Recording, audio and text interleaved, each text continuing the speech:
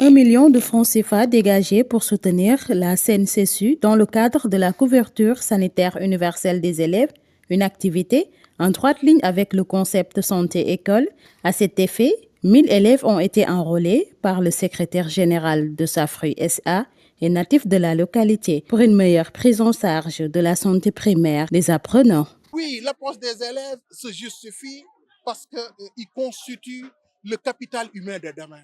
Investir sur ces élèves, c'est investir sur les moyens humains de demain. Investir sur ces élèves, c'est investir sur de bonnes qualités des ressources humaines de demain. C'est pourquoi, en rentrant dans le cadre de cette initiative CEMU, nous avons voulu commencer par les élèves pour qu'il y ait, comme je l'ai dit tantôt, de meilleurs résultats scolaires, pour leur couvrir, pour également réduire le taux de déperdition scolaire. Parce qu'on sait que quand la maladie frappe des familles, c'est quand même des absences répétitives au niveau de l'école, mais c'est des dépenses aussi excessives, n'est-ce pas, qui est noté au niveau des familles. Un geste ô combien salutaire qui vient à son heure selon les bénéficiaires.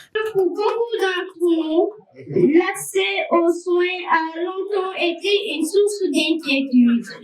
Une simple grippe ou un mal de dents peut devenir une source d'angoisse pour nos familles faute de moyens. Parfois, la maladie nous éloigne des bancs de l'école trop longtemps, allant même jusqu'à ralentir nos rêves et nos ambitions. Elle est souvent à l'origine de nos contre-performances scolaires.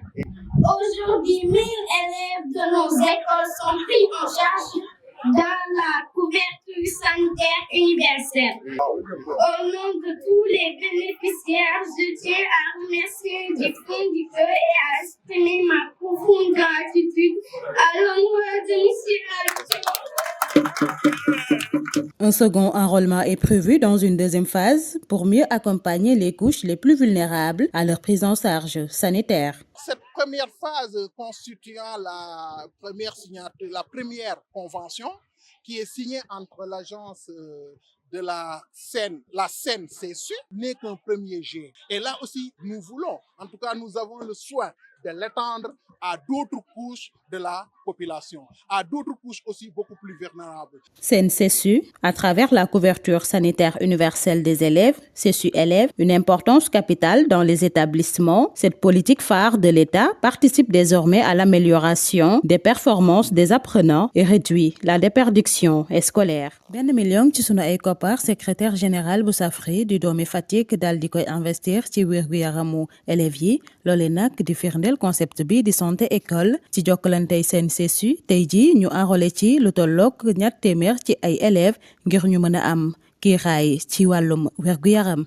Jërëjëf li waral tey ñu dugg dans le cadre de la CSU élèves mooy dañoo saytu ba xam ne vraiment feebar yi day gaañ ay xale yu bëri ñi nekk ci biir école yi léegi ñu bëggoon leen may une couverture ba nga xamante ne ku feebar di nga mën a faju ba nga xamante ne seen absence yi ñuy am ngir seen wér-gu-yaram mais également seen parents yi niñ ciy sonne ngir bu ñu feebaree ñu anticiper loolu prévenir que maanaam ku ci am carte boo feebaree nga mën a faju te état bi à travers la CNCSU moo lay jël en charge à 80%. ñoŋal seen wér-gu-yaram jaarale ko ci bile kiiraay di CSU élèves bile initiative yi les bénéficiaires di ko rafetlu bu baax a baax ci wàllum enrôlement yooye ñuy xaarandi beneen phase ngir gën a yaatal taux de couverture bi ci askan wi. perspective yi lu muy doon mooy comme ni ma ko waxee léegi ba ñu signé convention bi ba pare liñ ci bëgg a toftal mooy ñu dem dans une deuxième phase boobu lu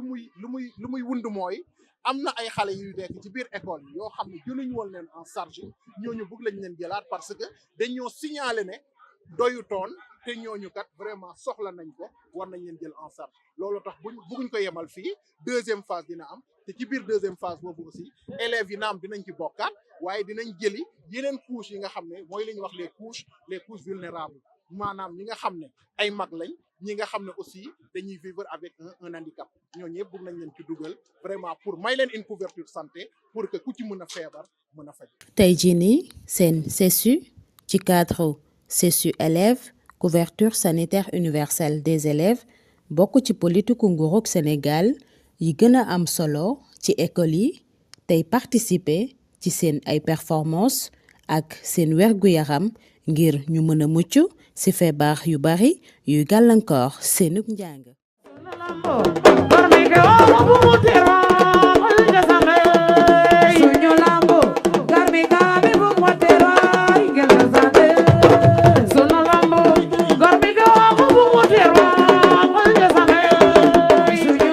Une journée qui se termine dans les plus belles manières avec le secrétaire général de SAFRU qui a eu également à honorer d'autres parrainages, dont le gala de lutte organisé à l'arène Biram Tening Ndiaye dans le quartier Ndiandiaye, un événement bien connu des Fatiguois, la lutte traditionnelle qui est et restera un pilier incontournable dans la promotion de la lutte sérère. À cette occasion, le secrétaire général de SAFRU a lancé un message fort à l'endroit de cette jeunesse qui s'active dans les métiers de la lutte traditionnelle. L'arène Biram Tening Ndiaye m'a fait l'honneur quand même de me parrainer pour le gala de lutte traditionnel, n'est-ce pas, que les jeunes du quartier, ou bien que le quartier tout court, le quartier Wirlor, organise chaque année, n'est-ce pas, en pareille période. Donc c'est un honneur pour moi parce que je suis un fils du quartier, c'est là où je suis grandi, c'est là où j'ai fait mes humanités. Donc si ce même quartier, ou bien ces gens avec qui j'habite, n'est-ce pas, m'honorent en me parrainant, n'est-ce pas, le grand gala de lutte, même, je ne peux que me sentir très fier, n'est-ce pas, et je les rends hommage également à travers, n'est-ce pas, ces grands galas de lutte qu'ils organisent. Un message d'encouragement également, puisque c'est des jeunes dynamiques, c'est des jeunes très engagés. Si nous connaissons le quartier Wirlor, on peut même dire que c'est un sous-quartier de Ndiandiaye, un petit sous-quartier de Ndiandiaye. Donc si ces jeunes quand même réussissent à organiser ce gala de lutte pour la énième fois, n'est-ce pas, je ne peux que les encourager à continuer sur cette lancée, puisque la lutte, c'est notre sport traditionnel. La lutte quand même, c'est un sport favori, on peut dire même ici, dans la culture sérère ou bien en milieu sérère. Et donc, nous pouvons qu'aider les jeunes lutteurs vraiment à aller de l'avant. Et donc, comme je l'ai dit tantôt, ce parrainage quand même nous rend vraiment fiers. Bile bés ñu daal di koy jeexale ak gala de lutte fële ci arène Biram Tening Ndiaye ak ndawi quartier Ndiandiaye. Lamb nag bokk ci sunu aada ak sunu cosaan cëslaay ga dëgër lool fii ci Fatick.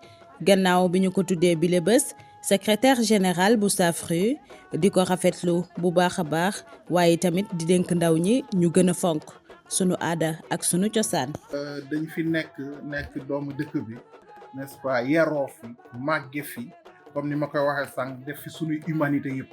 Donc tey bu arène Biram Tening Ndiaye ñëwee jagleel ñu bés bi, maanaam tudde ñu gala de lutte édition 2026, mënuñ lu dul am ci contentement gannaaw bañ ko rafetloo ba noppi.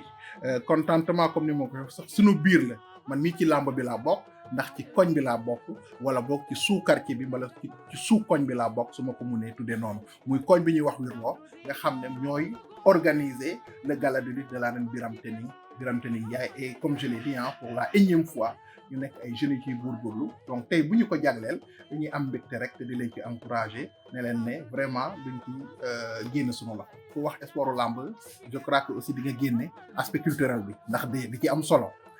bu ñu daan dem làmb, ñi làmb bi maanaam bëri bi moo leen di yóbbu, waaye xëy na ñeneen ñi aussi aspect culturel bi, muy wéy bi, muy fecc yi, mais maanaam muy cosaan bi ñu fay génne moo leen ñooñu ñeneen ñi loolu moo leen fay yóbbu. Donc aspect culturel boobu aussi lu ñu war a jëmmal la, lu ñu war a indiwaat la vraiment, ba nga xamante ne sport bi ñëpp dinañ ci dellusiwaat, làmb bi ñëpp dinañ ci dellusiwaat.